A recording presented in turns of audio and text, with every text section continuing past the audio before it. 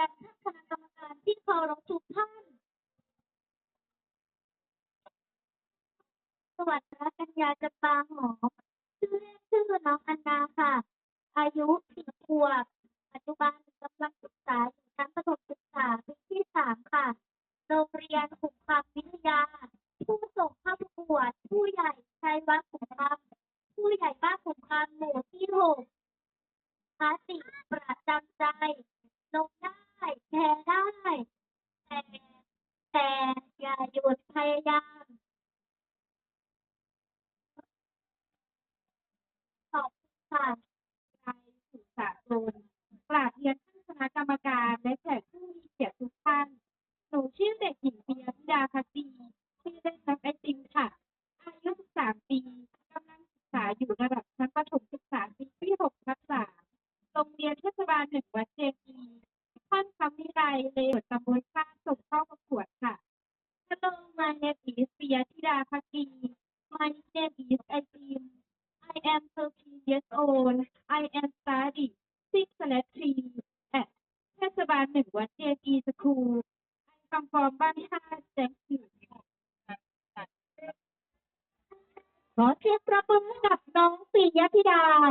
พักดีค่ะหรือว่าน้องไอติมนั่นเองนะคะช่วงนี้สาว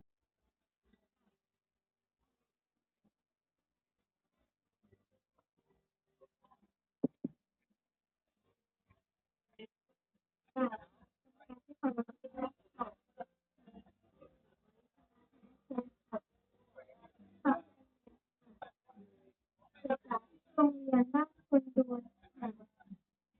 ดูชั้นสูงศึกษาชั้นสูงป .6 ค่ะ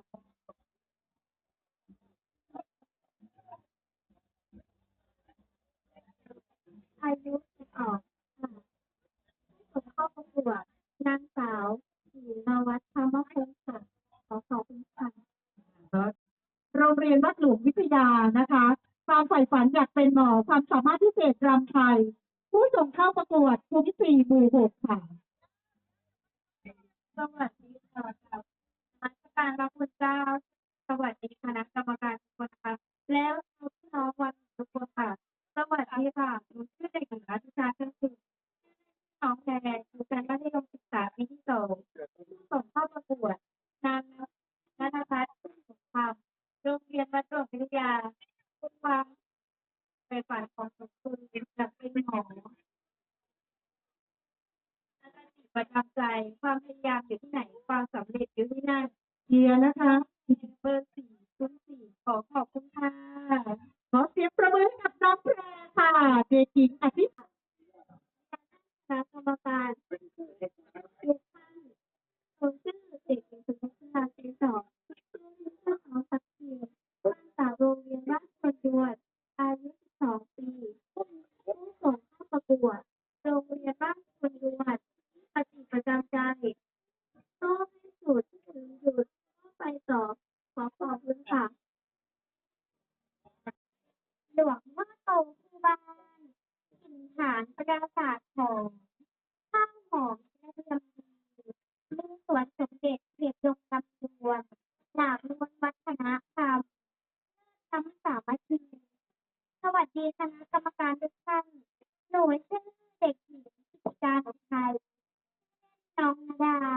อายุ11ปีกำลังศึกษาอยู่ชั้นประถมศึกษาปีที่5ผู้เข้าประกวดหมายเลข6ผู้สนับสนุนโรงเรียนขุมคำวิทยาและชาวบ้านขุมคำหมู่ที่2น้องนาดาขอแรงเชียร์แรงใจให้สาวน้อยหน้ามนต์คนนี้หน่อยนะคะขอบคุณค่ะรัตดาเชิญสาวงามรายงานตัวเลยนะคะแนะนำตัวเองเลยค่ะ วังหินธรรมชาติประวัติศาสตร์เมืองเก่าศรีนครลำดวนมากล้วนหอมแดงรวมแบ่งอารยธรรมมีการการศึกษาบ้านเรือนใหญ่ผ้าไหมมัดหมี่คนดีวังหินเรียนท่านคณะกรรมการทุกท่านดิฉันเด็กหญิงธนพรวงศ์ปันชื่อเล่นชื่อน้องขวัญข้าวอายุ11ปีกำลังศึกษาอยู่ชั้นประถมศึกษาปีที่5โรงเรียนบ้านหนองบัวหนองนาลีตาตรวจส่งเข้า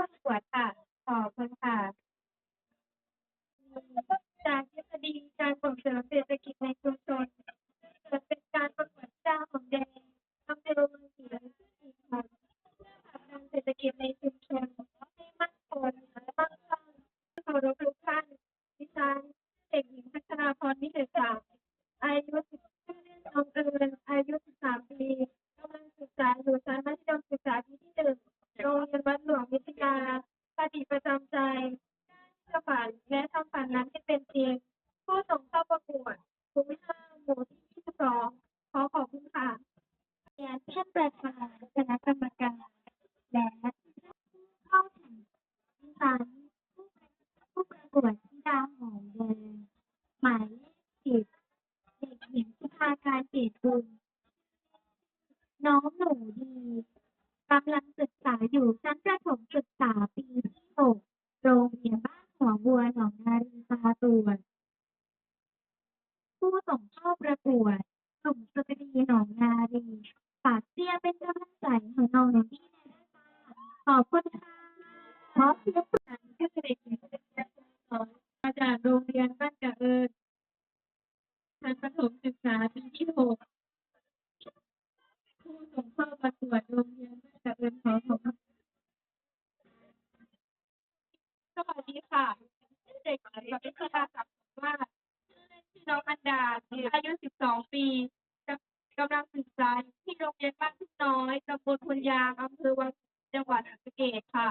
ผู้ส่งเข้าประกวดร้านเครื่องนัวครัววังหินคติประจำใจก็คือทำวันนี้ให้ดีที่สุดค่ะขอบคุณค่ะยาตายขอเสียงประมือ